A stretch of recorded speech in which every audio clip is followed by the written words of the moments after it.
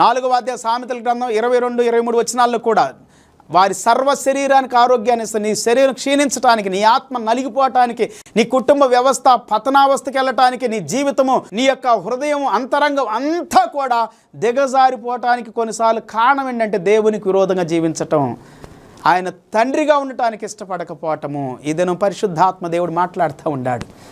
యేసయ్యను, సృష్టికర్తను, యేసయ్య తండ్రిని నీకు తండ్రిగా చేసుకుంటే, యోహాను సువార్త 5:23, తండ్రిని గణపరచునట్లుగా అందరూ కుమారుని గణపరచవాలని తీర్పు తీర్చుటకు సర్వాధికారం కుమారునికి అప్పగించి ఉన్నాడు. గణపరచండి పిల్లారా, యేసు ప్రభు దగ్గరికి రండి. యేసు క్రీస్తే మన తండ్రి, మన దేవుడు, మన రక్షకుడు అని నమ్మండి. ఆయన కుమారుడిగా ఉండండి, ఆయన కుమార్తెగా ఉండండి. దేవుని మందిరములో, దేవుని ఇంటిలో సకల ఆశీర్వాదాలు అనుభవించండి. పరలోక రాజ్యంలో నిత్య జీవాన్ని పొందమని నేను మిమ్మల్ని ఆహ్వానిస్తూ ఉన్నాను. ఈ దినమే ప్రభువు దగ్గరికి రండి.